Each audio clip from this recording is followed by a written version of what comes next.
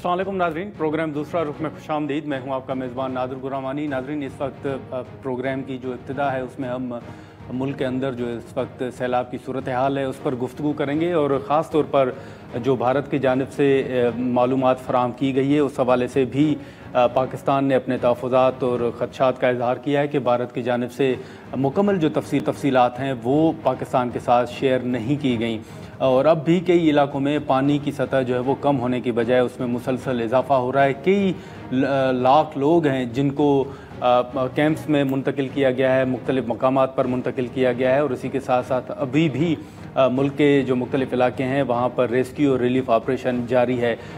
ये जो एक डे 1 से कहा गया कि जो पंजाब के अंदर पानी है वो अल्टीमेटली सिंध की तरफ जाएगा, अभी मुल्तान के अंदर भी कहा जा रहा है कि जो 24 से 48 घंटे हैं वो इंतहाई अहम है। वहाँ से भी कुछ लोगों को मुंतकिल किया गया है महफूज मकामात पर। कुछ लोग ऐसे भी थे जो इब्तिदा में मुंतकिल होने के लिए तैयार नहीं थे या अपने घर छोड़ने के लिए तैयार नहीं थे, लेकिन अब भी उनको कायल करने में इंतज़ामिया जो है वो कामयाब हुई है। हमने देखा कि वज़ीर आला पंजाब ने मुख्तलिफ़ इलाकों का दौरा किया और आज बिलावल भुट्टो ज़रदारी ने कसूर का दौरा किया और वहाँ पर उनको ब्रीफिंग भी दी गई और बिलावल ने यह भी कहा कि जो वज़ीर आला पंजाब हैं और इंतज़ामिया मेहनत कर रही हैं और इसी के साथ साथ उन्होंने ये भी कहा कि सबसे ज़्यादा जो नुकसान है वो पंजाब के अंदर हुआ है। बिलावल ने आज अपने दौरे के दौरान किसानों को रिलीफ देने के हवाले से एक मरतबा फिर उन्होंने अपनी ये बात दोहराई है। सैलाब मुतासरीन के हवाले से जो हम अपने प्रोग्राम्स में ये बात करते आ रहे हैं कि कई सैलाब मुतासरीन हैं जो हुकूमती इक़दामात से मुतमईन हैं और उनको सहूलियात भी मिल रही हैं, लेकिन कुछ सैलाब मुतासरीन ऐसे भी हैं जिनको अभी भी तहफ़्फ़ुज़ात हैं या वो ये दावा कर रहे हैं कि उनको हुकूमत की तरफ से कोई सहूलत अभी तक फ़राहम नहीं की गई और अभी भी उनको कई मुश्किलात दरपेश हैं। ऐसी ही सूरत हाल हमें झंग के अंदर जो है वो देखने को मिल रही है। झंग के अंदर नुमाइंदा डॉन न्यूज़ मोहम्मद अकमल मौजूद हैं, उनसे हम तफसीलात जानेंगे। अकमल, ये बताइएगा कि लोग जो हैं उनका क्या मुतालबा है या वहाँ पर क्या उनको सहूलियात अभी भी मुयसर नहीं हो सकी और उनका क्या मुतालबा है? जी, ज़िला जंग में आज सैलाब को 10 रोज़ हो चुके हैं और इस 10 रोज़ के दौरान आज दूसरा बड़ा सैलाबी रेला भी जंग की हदूद में दाखिल हो चुका है। हुकूमत की जानिब से जो सैलाब मुतासरीन हैं उनके लिए 24 रिलीफ कैंप भी बनाए गए हैं, लेकिन हमने ये फील्ड में जब हम गए तो हमने ये देखा कि बहुत सारे सैलाब मुतासरीन जो है वो मुख्तलिफ़ मसाइल का शिकार भी हमें नज़र आए और वो हुकूमत से गिला करते नज़र आए कि उन्हें जो मसाइल हैं उनके हवाले से इक़दाम नहीं किए जा रहे। तो आइए चलते हैं और सैलाब मुतासरीन से बात करते हैं और सुनते हैं उनकी बात कि उन्हें किस किस्म के मसाइल दरपेश हैं। अगले पानी के विच मकानात मुकम्मल गिरपुर गए, थले जड़े हैं वो थले मुकम्मल घर पटी गए। 100 साल दे असीं बैठे हाँ जनाब, सारे ना कोई किश्तियाँ ना लानी ना देवनी ना सार कौन अद्धा समान किसी ने चकिया अद्धा किसी का पिछा पिया। चारे वाले बेचारे बन्ना ते वजन भमदे सार उताड़ वाले ले जाते हिड्डी जोड़ पानी वाले देखते रह वेंदे, पानी वाले ने उताड़ वाले छक लेंदे। फसलें बिल्कुल ख़त्म हो गई हैं। इतने साड़ी अरबी की फसल आई वो तबाह हो गई है, कमांदन वो बिल्कुल जमीन बोस हो गए ते बिल्कुल रेस्क्यू वाले दे सारे अगे तरीमो हैड को चले गए हैं। कोई इत्थे पुछण वाला कोई नहीं है। कैंप लगे हुए हैं लेकिन विच कोई शै नहीं। जिन्हां दे भी डोर हैं डंगर आए बाहर हुण ना इत्थे पट्ठे ना उदे पानी है, पानी दे विच तां पट्ठे हो नहीं सकते। ਜਿਹੜੀ गौरमेंट ने वंडे शंडे दिते ਉਹਦੀ भी कुछ टर्म्स एंड कंडीशन हैं कि जनाब 4 बंदियां दे शनाख्ती कार्ड लैके आओ, आधा किलो तुहानू वंडा मिलेगा, लेकिन जिस बंदे दे 20 डोर हैं 10 किलो वंडा की करेगा उत्ते। हर बंदा परेशान है और इस लिहाजा मेहरबानी की कोई किया जाए और इस तरह रेस्क्यू हम 2 दिन के उधर फंसे हुए थे, हमको लंच कॉल गुजर रही थी लेकिन उन्होंने उठाया नहीं, लेकिन हमने वो ट्यूबों के लिए उसके ज़रिए हम इधर आए। सैलाब की वजह से लोग नकल मकामी करके अपने इलाका घर बार छोड़ के बैर की तरफ आ गए, रोड की तरफ शहर की जनाब चले गए। ठीक है, और जो भी है खाने पीने की अशिया सैलाब मुतासिर जो भी लोग हैं उनको कुछ भी नहीं मिला। ठीक है, जो भी देते हैं चारा जानवर का कुछ भी नहीं मिल रहा। गुजारिश है हुकूमत से कि इन सैलाब वालों के लिए कुछ इमदाद करें। बहुत परेशान है, मकाम यानी कि यहाँ से निकल के बाहर जा रहे हैं, वहाँ पे भी उनको कुछ नहीं मिल रहा, चारा नहीं मिल रहा है, जानवर बीमार हो रहे हैं, ख़ुद बीमार हो रहे हैं, बच्चे बीमार हो रहे हैं। हम तो सब देखते हैं कि इमदाद आती है वहाँ तक पहुँचती नहीं है। ये जो मकसद है, लोग खड़े होते हैं वहीं पे तकसीम हो जाती है, उन तक नहीं पहुंच रहा कुछ भी। पीर कोट में मेरी बहन बैठी है, बहुत परेशान है, पानी है चारों तरफ, घर बीच में है, वो बेचारों तक कुछ भी नहीं जा रहा है, भूखे प्यासे। जिस तरह आपने अभी सुना कि सैलाब मुतासरीन जो है उन्होंने मुख्तलिफ तहफ़्फ़ुज़ात का अपना इजहार किया और उन्होंने ये कहा कि उन्हें जो है खाने पीने के साथ जो है जानवरों के चारे के भी मसाइल हैं, क्योंकि ये एक बहुत बड़ा डिज़ास्टर है। और इसमें हम देख रहे हैं कि ये मुसलसल 10 रोज़ से ये सैलाबी पानी जो है जंग की हदूद में मौजूद है और मज़ीद पानी बढ़ रहा है। तो आइंदा आने वाले दिनों में हम ये समझते हैं कि इंतज़ामिया इस हवाले से बेहतर इक़दाम करेगी और सैलाब मुतासरीन को रिलीव करेगी। जी चलें, ठीक है, बहुत शुक्रिया मोहम्मद अकमल। नाज़रीन, जंग के अंदर जो सूरत हाल है, जो सैलाब मुतासरीन के तासुरात थे, वो हमने आपके सामने रखे। हम यहाँ पर एक मुख्तसर सा ब्रेक लेते हैं और ब्रेक के बाद जो मुल्क के अंदर सियासी सूरत हाल है और जो आज PTI के मुख्तलिफ बयानात हैं या कौमी असम्बली के अंदर जो PTI की स्ट्रेटजी रही, उस पर हम गुफ्तगू करते हैं। प्रोग्राम में एक बार फिर खुशामदीद। नाज़रीन, जो सैलाब के हवाले से सूरत हाल थी वो हमने आपके सामने रखी। अब जो मुल्क के अंदर सियासी सूरत हाल है, जो पाकिस्तान तहरीक इंसाफ के मुतालबात हैं और जो मुज़ाकरात के हवाले से बात हो रही है, उस पर भी हम गुफ्तगू करेंगे और साथ ही साथ सैलाब ही के हवाले से और भारत के हवाले से जो पाकिस्तान का एक मौक़िफ़ सामने आया है कि इवन सैलाब की सूरत हाल के दौरान भी भारत की जानिब से पाकिस्तान को मुकम्मल तफसीलात से जो है वो आगाह नहीं किया जा रहा। और इसी के साथ साथ आज जो वज़ारत ख़ारजा की हफ्तावार ब्रीफिंग थी, उसमें भी इन ख़यालात का इजहार किया गया है। दूसरी जानिब पाकिस्तान तहरीक इंसाफ ने जो अपनी एक स्ट्रेटजी का ऐलान कर रखा है कि वो कौमी असम्बली इजलास का बाइकआउट करेंगे और पार्लियामेंट के बाहर अपनी जो असम्बली है वो लगाएंगे। उस हवाले से भी आज भी हमने देखा कि PTI ने वॉकआउट किया। और इसी के साथ साथ आज जो अलीमा साहिबा ने प्रेस कॉन्फ्रेंस के दौरान जो उनके ऊपर अंडा फेंकने का एक वाक़या पेश आया, उस हवाले से भी एक मज़म्मत पाकिस्तान तहरीक इंसाफ की जानिब से की जा रही है कि वो लोग कौन थे, वो ख़वातीन कौन थी, उनको गिरफ़्तार क्यों नहीं किया गया। और इसी के साथ साथ अब जो आने वाले दिनों में ये एक तासुर दिया जा रहा है कि शायद खान साहब मेडिकल बेसिस पे उनको बाहर भेजा जाए या खान साहब बाहर जाना चाहते हैं। इस हवाले से या इन बातों में किस हद तक सदाकत है या आने वाले दिनों में क्या पेशरफ जो है वो हो सकती है, हम बात करेंगे। वज़ीर ममलकत बैरिस्टर अकील मलिक साहब हमारे साथ मौजूद हैं। बहुत शुक्रिया मिनिस्टर साहब आने का। सबसे पहले तो जो सैलाब के हवाले से सूरत हाल है, मैं 2 मुख्तसर सवालात उस हवाले से करूँगा कि जो इस वक्त पाकिस्तान को एक तो ख़बरें आ रही हैं कि भारत इंफॉर्मेशन जो है वो फराहम कर रहा है, लेकिन एक तासुर ये भी है कि सैलाब की सूरत हाल के दौरान भी भारत पाकिस्तान के साथ ताउन नहीं कर रहा। जो मुकम्मल तफसीलात हैं अभी भी वो भारत की जानिब से पाकिस्तान को फराहम नहीं की जा रही। इसमें हकीकत है सर? बिस्मिल्लाहिर्रहमानिर्रहीम। गुरमानी साहब बहुत बहुत शुक्रिया।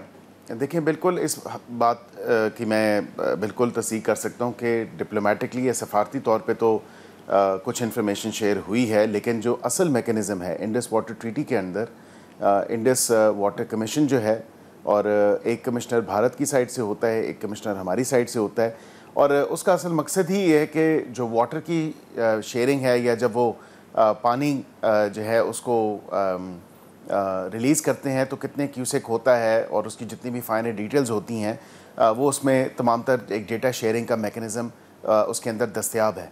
लेकिन वो क्योंकि भारत ने यूनिलैटरली सस्पेंड किया है और उसका जवाज़ तो है नहीं भारत के पास कि क्यों सस्पेंड किया हुआ है उसने यूनिलैटरली, और वो कर नहीं सकता अगर बैनुल अक़वामी कवानीन को देखा जाए। और इवन के परमानेंट कोर्ट ऑफ आर्बिट्रेशन जो मुस्तकिल सालसी अदालत है उसने भी पाकिस्तान के हक़ में फ़ैसला दिया और उन्होंने कहा कि भारत ऐसा नहीं कर सकता, एक तरफ़ा तौर पे उस मुआहदे को, उस ट्रीटी को मनसूख नहीं कर सकता या उसको सस्पेंड नहीं कर सकता जी। अब ह्यूमैनिटेरियन बेसिस का भी ख्याल नहीं रखा गया और बिल्कुल हम क्योंकि लोअर रिपेरियन है, भारत जो है वो अपर रिपेरियन है, और भारत ने बिल्कुल डिप्लोमेटिकली चंद घंटे पहले कहा जा सकता है कि उसकी इतला देनी कि हम सैलाब के हवाले से कि हम इतना पानी जो है हमारी स्टोरेज फैसिलिटीज़ फिल हो चुकी हैं और हम अब उस पर पानी को रिलीज़ करेंगे, तो बिल्कुल आबी जारियत तो भारत कर रहा है। कोई कुछ भी क्यों ना कहे, ये आबी जारियत ही है, ये वाटर की वेपनाइजेशन है जिसको भारत जो है अपने घिनौने मकासद के लिए इस्तेमाल कर रहा है। और वाक़तन पाकिस्तान में अगर बात की जाए तो कई ऐसे एरियाज़ हैं पाकिस्तान के जो कि एक तो बारिश का बहुत ज़्यादा जो था वो बारिश हुई, लेकिन सैलाब की जो सूरत हाल है उसमें भारत का भी आबी जहरीत के बायस कहीं ना कहीं उसका हाथ और उसका कॉन्डक्ट नज़र आता है और सामने पता चल रहा है, क्योंकि रावी का आपको पता है ये तमाम तर तीनों दरिया जो हैं उधर से ही होके आते हैं। जब उन्होंने डैम्स बनाए हैं, जब वो स्टोरेज कर रहे थे, तो वो अब आबी जहरीत जो है वो पाकिस्तान के ख़िलाफ़ कर रहे हैं, जिसको मैं समझता हूँ कि बिल्कुल अनएड्रेस नहीं जाना चाहिए और इस मामले को एड्रेस होना चाहिए और इंटरनेशनल कम्युनिटी को देखना चाहिए कि पानी को हथियार के तौर पे इस्तेमाल अगर आप कर रहे हैं तो ये तो फिर पूरी दुनिया का जो एक वर्ल्ड ऑर्डर है या रूल बेस्ड ऑर्डर है वो तबाह हो जाएगा। तो इसके ऊपर लेकिन बैरिस्टर साहब, जो फिर हाल ही में सिंध-ताश मुआहदे के हवाले से कुछ एक इम्कान ज़ाहिर किए जा रहे थे हुकूमत की जानिब से भी कि इन फोरम्स का इस्तेमाल हो सकता है, तो सिंध-ताश मुआहदे के हवाले से अभी कोई पेशरफ्त है कि आने वाले दिनों में क्या होने जा रहा है? देखिए, वो तमाम तर फोरम्स इस्तेमाल हुए। डिप्लोमेटिकली पाकिस्तान ने अपनी जो हाई लेवल डेलीगेशन भेजी, जितने भी दुनिया के वर्ल्ड कैपिटल्स थे, पाकिस्तान के बयानिए को तस्लीम किया गया, क्योंकि पाकिस्तान हक पे खड़ा था, सच पे खड़ा था, सच के साथ खड़ा था। तो इसलिए पाकिस्तान का नैरेटिव जो है वो पूरी दुनिया ने एक्सेप्ट किया और उसको पजीराई मिली।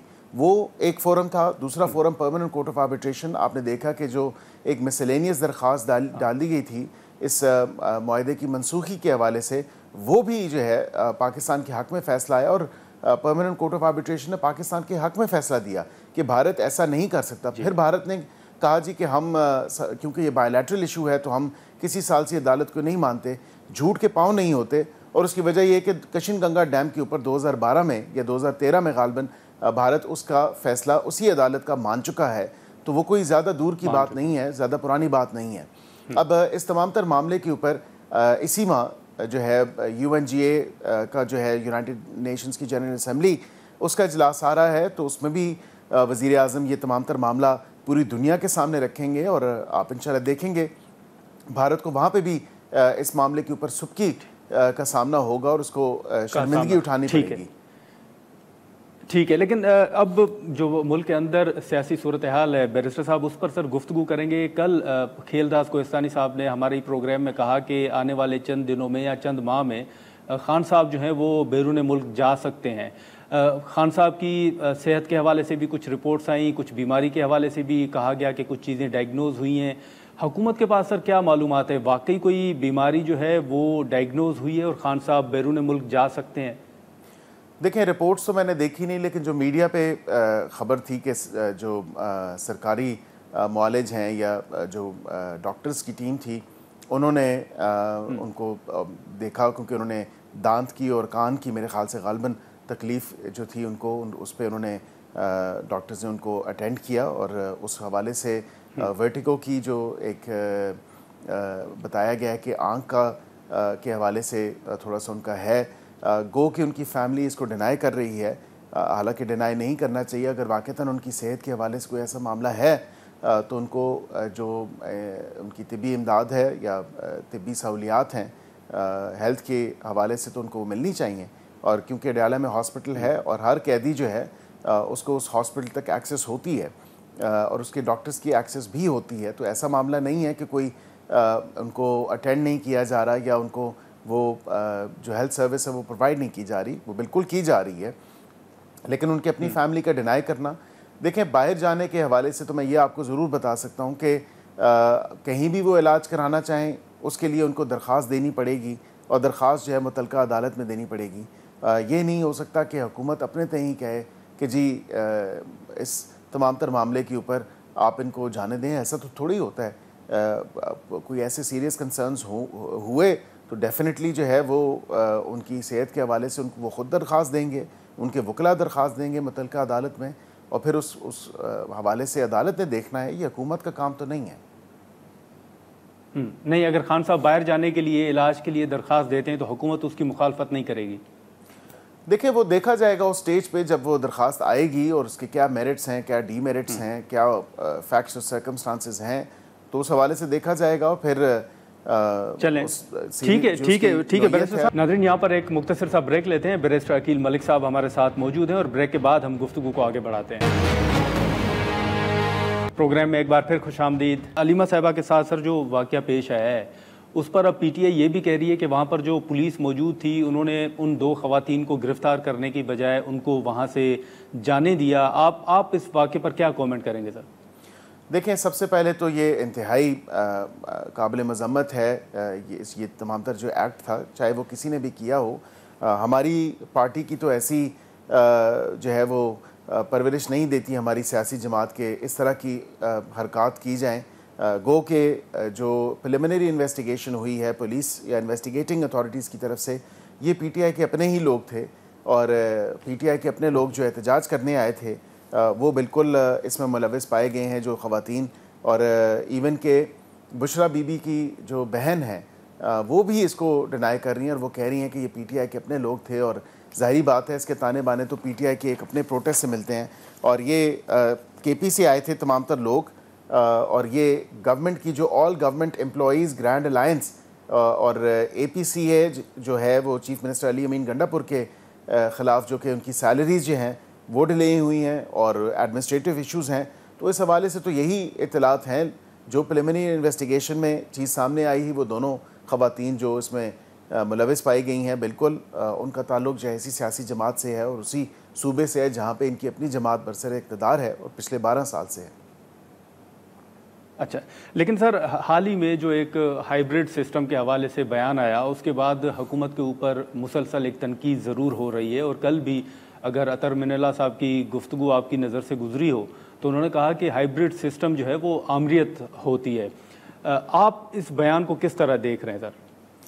देखें, विद इन कॉन्स्टिट्यूशनल फ्रेमवर्क और कॉन्स्टिट्यूशनल स्कीम ऑफ थिंग्स में जब हम क्योंकि मैं ख़ुद तालिब इल्म हूँ वकालत का और कानून का तालिब इल्म होने के नाते ज़ाहिरी बात है कि हमें तो यही सिखाया जाता है कि आइन और कानून के मुताबिक ही तमाम तर चीज़ें होनी चाहिए और हर इदारे को अपने उस आइनी फ्रेमवर्क में या दायरा कार में रह के काम करना चाहिए, ना कि किसी दूसरे के मामले में जो है आप ट्रांसग्रेस करें या उनकी जो पैरामीटर्स हैं उनको आप ट्रांसग्रेस करें। तो यहाँ पे मैं समझता हूँ कि क्या ही बेहतर होता कि मौज़ूद जज साहब जो है वो जो टाइम उन्होंने बार एसोसिएशन में जाके ये सियासी तकरीर की है, बेहतर होता कि वो किसी बेंच में बैठते, कोई केस सुन लेते, आवाम को रिलीफ फराहम करते, आवाम के केसेस की सुनवाई हो जाती, ताकि कम अज़ कम justice should not only be done but must be seen to be done. तो वहाँ पे अदालत में वो बैठते तो शायद ये जो हम इतना बैकलॉग का हमेशा से और जब जिस वजह से हमें 26वीं आईनी तरमीम लानी पड़ी है कि इतना बैकलॉग है अदालतों के अंदर और आम शहरी तक वो इंसाफ की रसाई नहीं है और आम शहरी तक वो इंसाफ नहीं पहुँच सकता जो अदालतों में जो हाल है। तो ज़ाहिरी बात है कि हम रिफॉर्म्स की तरफ जा रहे हैं और अब अगर उसको कोई सियासी मामलात की तरफ लेके जाना चाहे तो वो उस पर मैं क्या कमेंट करूं, लेकिन मैं इतना कमेंट ज़रूर करूंगा गुरमानी साहब के काश क्या ही बेहतर होता कि ये जो वक्त बार एसोसिएशन के साथ एक सियासी गुफ्तगू शनीद में गुजरा या सियासी हवाले से उसके ऊपर कमेंट किया गया तो वो अदालत में बैठ के आइन के मुताबिक कानून के मुताबिक अब पाकिस्तानी अवाम को जो है वो रिलीफ फराहम किया जाता, उनके केसेस की सुनवाई हो जाती। ठीक है, लेकिन बैरिस्टर साहब ये जो अदालत के हवाले से ये कोई तहफ़्फ़ुज़ात पहली दफ़ा नहीं है, आपके इल्म में है कि पहले खतूत लिखे गए, हुकूमत के तहफ़्फ़ुज़ात या बयानात अपनी जगह पे मौजूद हैं। क्या ये कुछ जो जजेस साहिबान हैं उनके ख़िलाफ़ कोई रेफरेंस का मामला या ऑप्शन भी हुकूमत के ज़ेर गौर है या इस्तेमाल हो सकता है? देखिए, आपने बिल्कुल बड़ा एक पर्टिनेंट सवाल पूछा और मैं समझता हूँ कि अगर अपने हल्फ की पासदारी जो है कोई भी हो, चाहे वो एक वज़ीर हो, चाहे वो एक मेंबर पार्लियामेंट हो, चाहे वो सिविल सर्वेंट हो और चाहे वो जज हो, तो ज़ाहिरी बात है अगर वो उस हल्फ की खिलाफ वर्जी करेगा तो फिर तमाम तर मामला तो इसी तरह हैं। और मैं समझता हूँ कि हुकूमत के एंड पे तो ऐसी कोई बात नहीं, लेकिन बार काउंसिल्स हैं, बार एसोसिएशंस हैं, अगर इसको सियासी रंग दिया गया इस तकरीब को और अपने हल्फ की पासदारी नहीं की गई तो मेरे ख़्याल से बिल्कुल बार काउंसिल्स और ऐसे लॉयर्स मौजूद हैं जो बिल्कुल आइन और कानून के मुताबिक तमाम तर चीज़ों को, क्योंकि सेपरेशन ऑफ पावर्स का जो कॉन्सेप्ट है वो बड़ा क्लियर है कि लेजिस्लेचर का अपना काम है, जुडिशरी का अपना काम है और एग्जीक्यूटिव का अपना काम है। तो कोई किसी के काम में मदाखलत नहीं कर सकता या उस पर ऐसी बयानबाजी नहीं कर सकता। माज़रत के साथ इस मुल्क की 77 साल तारीख को अगर उठा के देखें तो फिर ऐसे ही मालूम होता है कि बहुत ज़्यादा ट्रांसग्रेस किया गया दूसरे इदारों के काम पे, बिलखुसूस अगर जुडिशरी के हवाले से बात करें तो मैं इस पर इतना ज़्यादा तो कमेंट नहीं करूँगा, पर मैं ये ज़रूर कहूँगा कि आइन और कानून के मुताबिक अपने आप को उस कॉन्स्टिट्यूशनल फ्रेमवर्क और उस डोमेन में रखना ज़रूरी है, और ताकि आप किसी हल्फ की जो पासदारी है उसको यकीनी बना सकें और उसकी खिलाफ वर्जी ना करें। नहीं, लेकिन बैरिस्टर साहब, सर यहाँ पर मैं थोड़ी सी वजाहत चाहूँगा कि रेफरेंस तो मेरी मालूमात के मुताबिक, अगर मैं गलत हूँ तो काइंडली मुझे दुरुस्त कर दीजिएगा, कि वो तो हुकूमत ही मूव करेगी। तो अगर आपके मुताबिक ये सूरत हाल इसी तरह बरकरार रहती है जिसका आप इजहार कर रहे हैं, तो फिर रेफरेंस हुकूमत भेज सकती है, ये ऑप्शन इस्तेमाल हो सकता है, या बार काउंसिल्स के ज़रिए ये होगा? देखें, कोई भी वकील जो है within upright standing as an officer of the court, बिल्कुल उसको वो मूव कर सकता है सुप्रीम जुडिशल काउंसिल में, और सुप्रीम जुडिशल काउंसिल में इससे पहले भी कईयों के ख़िलाफ़ हुआ, वो वहाँ पे वो अप्रोप्रिएट फोरम है। हमारे हुकूमत के लेवल पे कोई ऐसी डिस्कशन नहीं है, ना कोई ऐसी बातचीत चल रही है।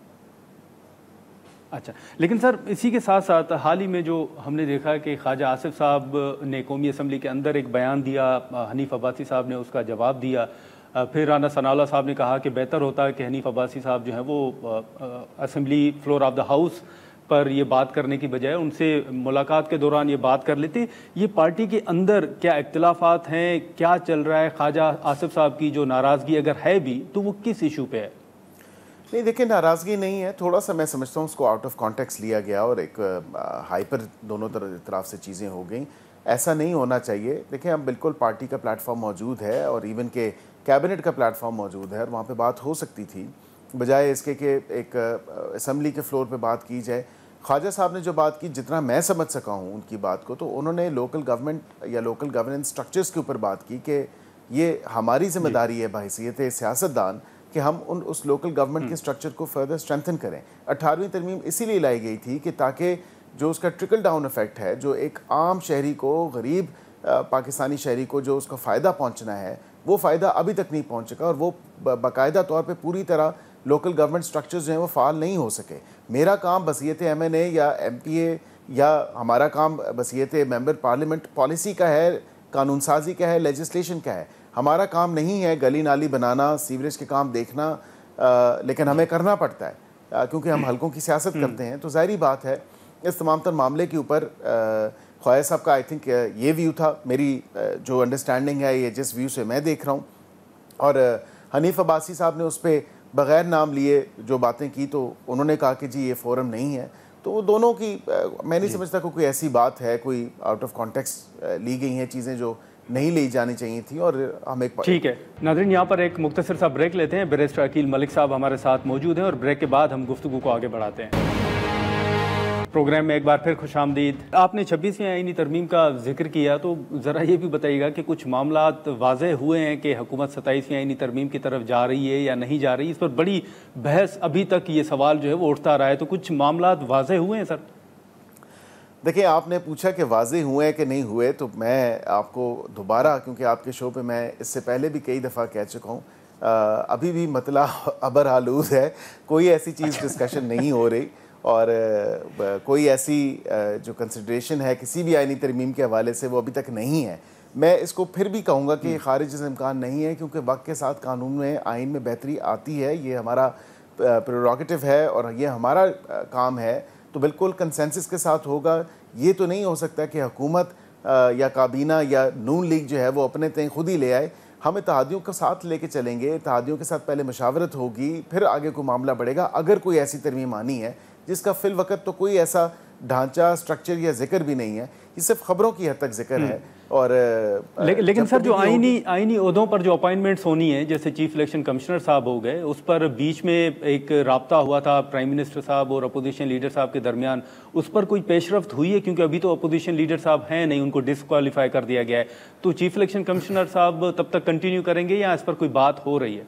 नहीं, वो तो कंटिन्यू करेंगे, और बिल्कुल उसकी वजह यह है क्योंकि आपने देखा कि एक पूरे प्रोसेस को कट शॉर्ट करने की कोशिश की गई उमर अयूब साहब की तरफ से बसीयत कायदे हिज़्ब इख्तिलाफ, और उन्होंने पहले जो दूसरा स्टेप था जिस पर बाद में जाना था वज़ीर आज़म की मशावरत के बाद, वो उन्होंने कहा जी पहले करें, मशावरत की ज़रूरत नहीं है। फिर वज़ीर आज़म ने एक ख़त लिखा और वो ऑन रिकॉर्ड भी है कि आप इसके लिए मशावरत करें और अपने नाम दें। फिर वो मशावरत हुई नहीं, वो मई के महीने में गालिबन मशावरत का तमाम तर मामला हुआ था। उसके बाद अभी तक तो कोई मशावरत नहीं है और अब तो लीडर ऑफ द अपोजिशन भी नहीं है। तो जब तक नए लीडर ऑफ द अपोजिशन नहीं होंगे ये मामला जूं का तू ही होगा, ये आगे नहीं बढ़ सकेगा। ठीक है बैरिस्टर साहब, दो मुख्तसर सवालात होंगे। एक तो मरीक में होने वाली जो मुलाकात है उसका बड़ा जिक्र भी हो रहा है, तसलसल के हवाले से बात भी हो रही है। ख्वाजा आसिफ साहब का भी हमने बयान देखा, इसी मुलाकात के हवाले से उन्होंने कमेंट भी किया। ये तसलसल के हवाले से जो बात हो रही है, क्या वाकई ये मामलात मरी की मुलाकात में ज़ेर बहस आए थे या उससे हट के ये रिपोर्टिंग हो रही है? सर देखिए, मैं समझता हूँ उससे हट के जो है रिपोर्टिंग हो रही है। तसलसल यही है। तसलसल क्या है? देखें, पार्टी के मामला डिस्कस हुए होंगे। मैं क्योंकि उस मीटिंग में मौजूद नहीं था, लेकिन मैं आपको ये बता सकता हूँ और क्या डिस्कशन हुई होगी। वहाँ पे पार्टी के मामला डिस्कस हुए होंगे, हुकूमत के मामला डिस्कस हुए होंगे, पंजाब हुकूमत के, फेडरल हुकूमत के। उससे ज़्यादा कोई डिस्कशन नहीं है। डिस्कशन तसलसल तो यही है कि यही तमाम तर मामला, जिस तरह हुकूमत अल्हम्दुलिल्लाह अच्छा जो है वो कर रही है, प्रोग्रेस कर रही है, अच्छा जो है परफॉर्म भी कर रही है, तो इसी हवाले से इसी कंसिस्टेंसी को, इसी तसलसल को आगे जारी रखना है और इंशाल्लाह आगे और बढ़ाना है ताकि पाकिस्तान उससे मुस्तफ़ीद हो, पाकिस्तानी अवाम मुस्तफ़ीद हो। तो तसलसल तो यही है।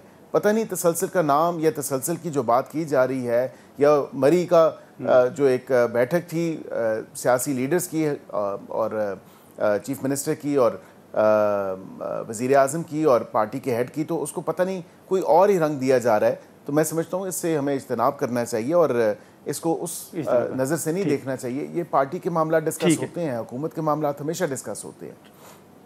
ठीक है सर, एक आखिरी सवाल होगा कि हाल ही में जो आप ही की इत्तेहादी जमात है, अलीम खान साहब ने एक मीटिंग की पार्टी की और उसके बाद एक मुतालबा सामने आया कि मुल्क में नए सूबे जो हैं वो बनने चाहिए। फिर हमने देखा कि ये बहस जो है वो बढ़ती गई, मुख्तलिफ बयानात सामने आ गए। क्या ऐसी कोई मूव है कि हुकूमत मुल्क के अंदर नए सूबों की तरफ जाए?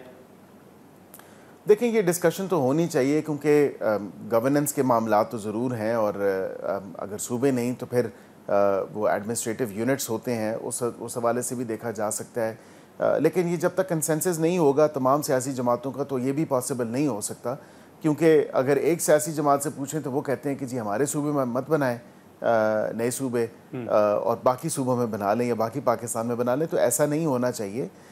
मिल बैठ के सियासी लीडर्स को अपनी सियासी जमातों या सियासी मफाद से हट के पाकिस्तान की खातिर सोचना चाहिए और पाकिस्तान की खातिर सोचने के लिए हमें अगर कोई मुस्बत चेंजेस करने पड़े तो वो ज़रूरी हैं, वो करने हमें पड़ेंगे ताकि हम आवाम तक वो रिलीफ जो ट्रिकल डाउन। ठीक है सर अगर बैरिस्टर साहब माजरत आपकी सर मैं बात काट रहा हूँ, लेकिन मुख्तसरन आपने पहले हमारी शो में कहा था कि जल्द ही जो स्पीकर साहब की ने कमेटी तश्कील दी थी उनके मुज़ाकरात शुरू हो जाएंगे। अगर मुख्तसरन सर बता दें कि वो कमेटी फ़ाल होने जा रही है, मुज़ाकरात होने जा रहे हैं या नहीं?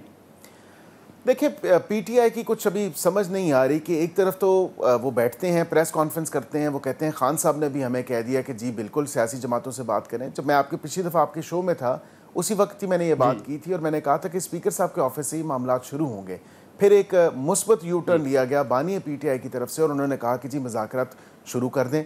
इसी तरह आप जो इनकम्बेंट चेयरमैन हैं या एक्टिंग चेयरमैन कह लें, बैरिस्टर गौहर साहब ने ये बात की अपनी प्रेस कॉन्फ्रेंस के अंदर, मैं चाहूँगा आप उसको चलाएं भी। उस पर उन्होंने कहा कि जी हम इलेक्टोरल रिफॉर्म्स के ऊपर बात करना चाहते हैं, वो भी अंडर डिस्कशन आ सकती हैं। तो बातचीत के लिए तो वो राज़ी हैं, लेकिन शायद ऑप्टिक्स की वजह से, अपने वोटर सपोर्टर्स की वजह से या जो प्रेशर एक उनको उनके डिसग्रंटल्ड जो लोग हैं पार्टी के अंदर उनकी वजह से शायद वो सह नहीं रही वो प्रेशर। तो ऐसा नहीं करना चाहिए। अब देखें ये भी मंतक कैसी है कि कुछ ने इस्तीफ़े दे दिए, 25 जो ऐसे अरकान हैं, MNAs हैं उस पार्टी से मुंसलिक, उन्होंने इस्तीफ़े नहीं दिए। कई ऐसे MNAs हैं जिन्होंने कुछ कमेटी से इस्तीफ़े दिए हैं और कुछ से नहीं दिए। तो ये भी तमाम तर मामला देखें कि ये तो कहते हैं एक तरफ खान का हुक्म है और दूसरी तरफ जो है इस्तीफ़े भी नहीं आए। तो ये एक ऐसी पिक एंड चूज़ पॉलिसी नहीं होनी चाहिए। इनको चाहिए कि एक जामे पॉलिसी जो है, एक जामे जो इनका लाए अमल है वो रखें ताकि बात को आगे बढ़ाया जा सके। तो जब तक ये तमाम तर मामला नहीं होगा, इनकी अपने अंदर क्लैरिटी नहीं आएगी तो बात आगे नहीं बढ़ सकेगी। हम तो 12 दफ़ा कह चुके कि हम बातचीत के लिए तैयार हैं, बातचीत होनी चाहिए। चलें, ठीक है। बैरिस्टर अकील मलिक साहब, बहुत शुक्रिया सर वक्त निकालने का, thank you so much. Barrister Akeel Malik sahab की गुफ्तगू आपने सुनी। अब इन तमाम चीज़ों पर देखना ये है कि आने वाले दिनों में क्या पेशरफ सामने आती है। आज के प्रोग्राम में इतना ही, इजाज़त दीजिए, अल्लाह हाफ़िज़।